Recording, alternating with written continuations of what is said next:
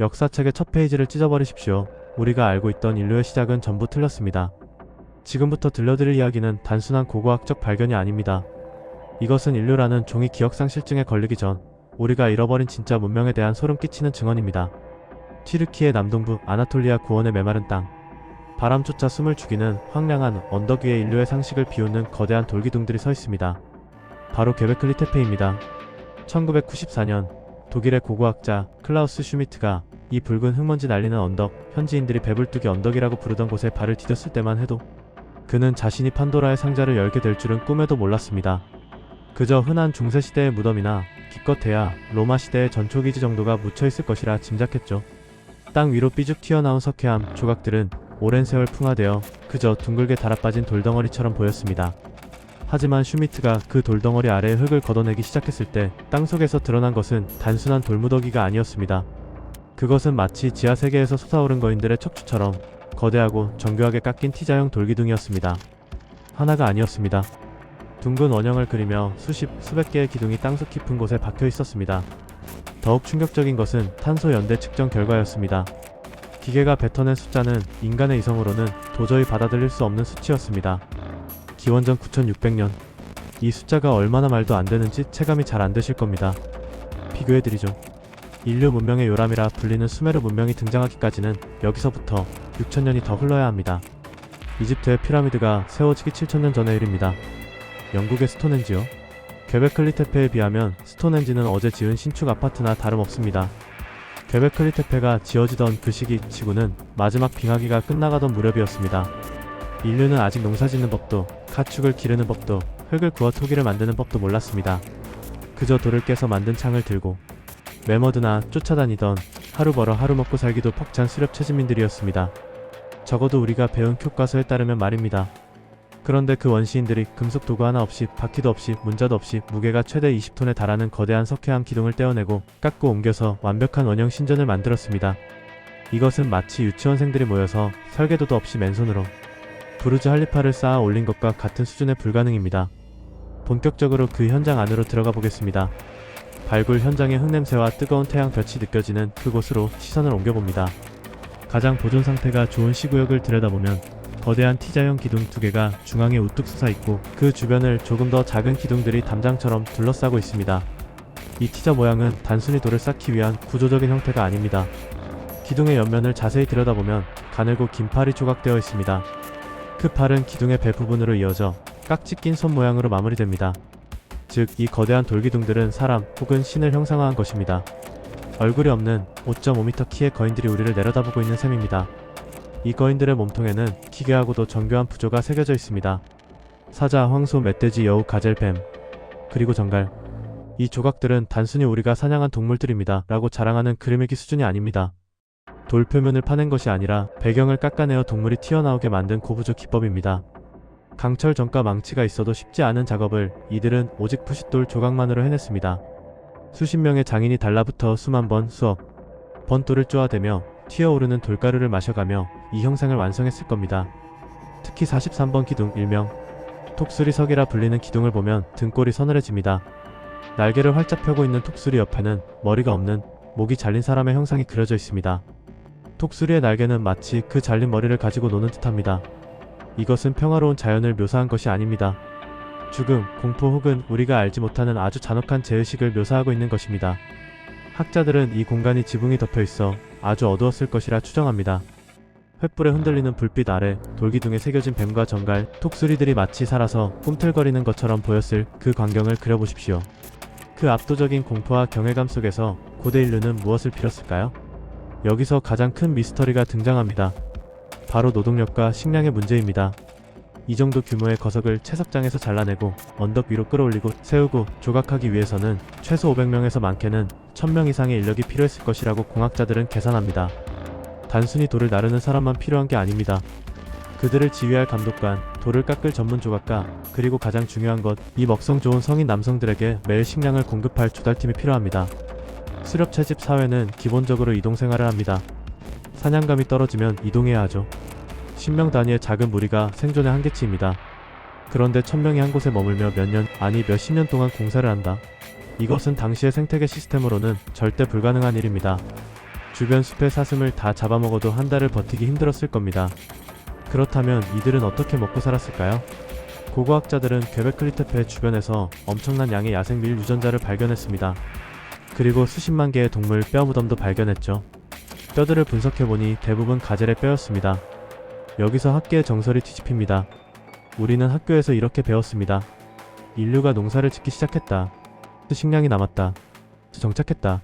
잉여 생산물과 시간이 생겨 종교와 예술이 탄생했다. 하지만 퀘베클리 테페는 이 순서를 정반대로 뒤집어버렸습니다. 인류가 종교적 열망을 품었다. 거대한 신전을 짓기 위해 사람들이 모였다. 이 많은 사람을 먹여 살리려다 보니 어쩔 수 없이 농사를 짓기 시작했다. 즉 문명은 배부름에서 시작된 것이 아니라 신을 향한 간절함 혹은 죽음에 대한 공포에서 시작되었다는 겁니다. 빵이 먼저가 아니라 신전이 먼저였습니다. 이 발견은 일류사라는 거대한 건축물의 기초 공사를 다시 해야 할 만큼 충격적인 사실입니다. 하지만 퀘베클리 테페가 우리에게 던지는 진짜 공포는 따로 있습니다. 바로 이 거대한 신전의 최후입니다. 고고학자들이 발굴을 진행하면서 아주 기이한 점을 발견했습니다. 보통 고대 유적은 지진으로 무너지거나 전쟁으로 파괴되거나 사람들이 떠나고 자연스럽게 흙에 묻혀 사라집니다. 그런데 퀘베클리 테페는 달랐습니다. 이 유적은 파괴되지 않았습니다. 누군가에 의해 아주 꼼꼼하고 의도적으로 매립되었습니다. 기원전 8000년경 이 신전을 사용하던 사람들은 갑자기 거대한 토목 공사를 벌입니다. 신전을 더 크게 짓는 공사가 아니라 신전을 파묻어버리는 공사였습니다. 그들은 주변의 흙과 자갈, 석회암 부스러기를 가져와 그 거대한 기둥들을 하나하나 정성스럽게 덮어버렸습니다. 이것은 단순히 쓰레기를 버리는 수준이 아니었습니다. 수백 톤, 아니 수천 톤의 흙을 날라와서 완벽한 인공 언덕을 만들었습니다. 기둥이 다치지 않게, 조각들이 상하지 않게 마치 타임캡슐을 봉인하듯이 아주 조심스럽고 철저하게 신전을 지어버렸습니다. 왜 그랬을까요? 수천 년 동안 피땀 흘려 지은 자신들의 영혼이 깃든 성소를 왜 스스로 묻어야 했을까요? 어떤 학자들은 이것이 죽음의 의식이라고 말합니다. 신전도 생명이 다했기에 장례를 치러준 것이라고요. 하지만 또 다른 시각에서는 봉인을 이야기합니다. 그들이 섬기던 신 혹은 그들이 불러낸 어떤 존재가 감당할 수 없을 만큼 두려워졌기 때문에 다시는 세상 밖으로 나오지 못하도록 흙으로 눌러버린 것은 아닐까요? 혹은 다가올 어떤 대재앙을 예견하고 후세 인류에게 이 지식을 전달하기 위해 가장 안전한 방법으로 보존 처리를 한 것일까요? 미스터리는 꼬리에 꼬리를 묻니다. 최근의 연구 결과는 이 장소의 성격을 더욱 기괴하게 만듭니다. 현장에서 발견된 인간의 두개골 파편들을 분석한 결과 누군가 죽은 사람의 뼈에서 살을 발라내고 두개골에 구멍을 뚫어 끈을 매단 흔적이 발견되었습니다. 이는 해골 숭배의 증거입니다. 그들은 조상의 해골을 혹은 적의 해골을 신전 천장에 주렁주렁 매달아 놓았을지도 모릅니다. T자형 기둥 사이로 불어오는 바람에 흔들리며 서로 부딪히는 해골들의 달그락거리는 소리. 그것이 퀘베클리 테페의 배경음악이었을 겁니다. 이곳은 평화로운 기도의 장소가 아니라 피와 죽음 그리고 우리가 이해할 수 없는 초월적인 공포가 지배하던 공간이었음이 분명합니다. 지금까지 발굴된 퀘베클리 테페는 전체 유적의 단 5%에 불과합니다. 지하 탐사 레이더로 스캔한 결과 땅속에는 아직 발굴되지 않은 원형 신전이 최소 20개 이상, 기둥은 200개 이상 잠들어 있다고 합니다. 우리가 본 것은 빙산의 일각도 아닌 빙산 위에 얹혀있는 눈송이 하나일 뿐입니다. 나머지 95%의 흙더미 아래에는 무엇이 잠들어 있을까요? 어쩌면 그곳에는 인류의 기원을 송두리째 뒤흔들 우리가 감당하지 못할 진실이 묻혀 있을지도 모릅니다. 아니, 어쩌면 12,000년 전에 그들이 필사적으로 숨기려 했던 그것이 여전히 깨어나기를 기다리고 있을지도 모릅니다. 우리는 우리 자신에 대해 너무나도 모릅니다. 우리는 우리가 문명을 스스로 발전시켰다고 자만하지만 퀘베클리 테페에 침묵하는 거인들은 우리를 비웃고 있는 것만 같습니다. 오늘 밤 잠자리에 들기 전 한 번쯤 생각해보시길 바랍니다. 지금 우리가 밟고 있는 이 땅 아래 또 어떤 잊혀진 역사가 눈을 뜨고 우리를 올려다보고 있을지 말입니다. 앞서 우리는 퀘베클리 테페가 단순한 신전이 아니라 인류사를 다시 써야 하는 거대한 미스터리이자 누군가 의도적으로 봉인한 타임캡슐이라는 사실까지 확인했습니다. 하지만 여러분, 진짜 소름 돋는 이야기는 이제부터 시작입니다. 시선을 땅에서 하늘로 돌려보겠습니다. 퀘베클리 테페의 미스터리를 연구하던 일부 학자들은 기둥에 새겨진 동물들이 단순히 주변에 살던 짐승이 아닐 수도 있다는 가설을 제기했습니다. 특히 앞서 언급했던 43번 기둥, 독수리석을 기억하십니까? 날개를 펼친 독수리, 그리고 그 아래에 정갈과 목이 없는 사람. 영국의 한 연구팀이 이 그림들을 고대 별자리 프로그램에 대입해보았습니다. 그리고 그 결과는 전 세계 고고학계를 발칵 뒤집어 놓았습니다. 기둥의 독수리는 우리가 현재 백조자리라고 부르는 별자리와 정확히 일치했고 정갈은 정갈자리와 맞아떨어졌습니다. 즉, 이 기둥들은 단순한 동물 도감이 아니라 12,000년 전 밤하늘을 그대로 복사해둔 천문 지도였던 겁니다. 더 충격적인 것은 이 별자리들이 가리키는 특정 시점입니다. 컴퓨터 시뮬레이션을 통해 별들의 위치를 시간을 거슬러 돌려보니 이 기둥의 그림들이 가리키는 날짜는 기원전 1950년 전후였습니다. 이 시기가 언제인지 아십니까? 바로 지구 역사상 가장 급격하고 파괴적인 기후 변화가 일어났던 영거 드라이아스기가 시작된 시점입니다. 따뜻해지던 지구가 갑자기 꽁꽁 얼어붙으며 1000년 넘게 빙하기로 되돌아갔던 인류 멸망에 가까운 대재앙의 시기였습니다. 일부 과학자들은 이 시기에 거대한 해성 조각이 지구에 충돌했고 그 충격으로 먼지가 하늘을 뒤덮어 기온이 급강하했다고 주장합니다. 괭베클리 테페의 43번 기둥은 바로 그 충돌의 날을 기록한 비석일지도 모릅니다. 목이 잘린 사람의 형상은 전쟁이 아니라 하늘에서 떨어진 불벼락에 의해 죽어나간 수많은 사람을 의미하는 것이겠죠. 그렇다면 이야기는 완전히 달라집니다. 이 원시인들은 단순히 돌을 깎는 기술만 있었던 게 아닙니다. 그들은 별의 움직임을 관측하고 해성의 궤도를 이해하고 그것을 후세에 경고하기 위해 돌에 기록할 수 있는 고도의 천문학적 지식을 가지고 있었습니다. 문명이라곤 없었다던 그 원시 시대의 말입니다. 여기서 우리는 도저히 풀리지 않는 모순에 부딪힙니다. 바로 기술의 역행입니다. 보통 기술은 시간이 지날수록 발전합니다. 아이폰 1이 나오고 나서 아이폰 15가 나오는 것처럼 말입니다. 움집을 짓다가 기와집을 짓고 그 다음 빌딩을 짓는 것이 순서입니다. 그런데 괭베클리 테페는 정반대입니다. 가장 깊은 곳에 있는 가장 오래된 층, 즉 레이어 3의 기둥들이 가장 거대하고 가장 정교하고 가장 완벽합니다. 그런데 그보다 수백 년, 수천 년 뒤에 지어진 위쪽 층, 레이어 2의 유적들은 크기도 작고 조각도 조잡하며 만듦새가 형편없습니다. 시간이 흐를수록 기술이 퇴보했습니다. 처음에는 완벽하게 20톤짜리 돌을 다루던 사람들이 1000년 뒤에는 고작 2톤짜리 돌도 제대로 못 다루게 된 것입니다. 이것이 의미하는 바는 명백합니다. 괭베클리 테페를 처음 지은 사람들은 맨 땅에서 스스로 기술을 발전시킨 것이 아니라는 뜻입니다. 그들은 이미 완성된 기술을 가지고 어딘가에서 왔습니다. 누군가에게 전수받았거나 이미 고도로 발달했던 문명의 생존자들일 가능성이 높습니다.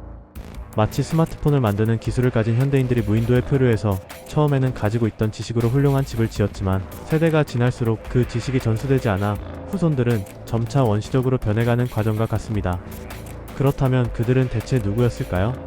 빙하기가 끝나기도 전에 거대한 석조 건축술과 천문학을 완벽하게 구사했던 그 잃어버린 문명의 정체는 무엇일까요? 플라톤이 말했던 아틀란티스일까요? 아니면 우리가 상상조차 하지 못한 제3의 존재들일까요? 분명한 것은 그들이 무언가 간절히 남기고 싶어 했다는 겁니다. 그들은 거대한 해성 충돌로 세상이 멸망하는 것을 보았습니다. 그리고 그 공포를 잊지 않기 위해 혹은 언젠가 다시 올지 모를 재앙을 경고하기 위해 썩지 않고 변하지 않을 거대한 돌에 그날의 기록을 새겼습니다. 그리고 그 기록이 훼손되지 않도록 수천 톤의 흙으로 덮어봉인했습니다. 먼 미래 그들의 메시지를 해독할 수 있는 지적 능력을 갖춘 후예들이 이것을 발견해 주길 바라면서 말입니다. 1994년 클라우스 슈미트가 그 흙더미를 걷어냈을 때 12,000년을 기다려온 그들의 타임캡슐이 드디어 열린 것입니다. 하지만 우리는 아직 그 편지를 다 읽지 못했습니다. 앞서 말씀드렸듯 아직 95%의 유적은 땅속에 있습니다. 어쩌면 우리는 판도라의 상자를 너무 일찍 열어버린 것일지도 모릅니다. 땅속 깊은 곳에 잠들어 있는 나머지 200개의 기둥이 세상 밖으로 나왔을 때 우리는 인류의 역사책뿐만 아니라 종교, 과학, 그리고 인간이라는 존재의 정의 자체를 다시 써야 할지도 모릅니다. 지금도 튀르키예의 황량한 언덕 위에서는 바람소리만이 맴돌고 있습니다. 하지만 귀를 기울이면 들릴지도 모릅니다. 12,000년 전 멸망의 공포 속에서 필사적으로 돌을 깎았던 그들의 거친 숨소리가 그리고 우리에게 보내는 절박한 경고의 메시지가 말입니다. 우리가 알고 있는 역사는 빙산의 일각이 아니라 거대한 망각의 바다 위에 떠있는 작은 조각배일 뿐입니다. 괭베클리 테페, 신의 정원이었을까요? 아니면 인류 최초의 거대한 경고장이었을까요? 판단은 이 이야기를 들은 여러분의 몫입니다. 오늘 준비한 이야기는 여기까지입니다. 어둠 속에 묻혀있는 진실을 계속해서 파헤치고 싶다면 구독과 좋아요로 이 미스터리한 여정에 동참해 주십시오. 다음 영상에서 더 충격적인 진실로 찾아오겠습니다.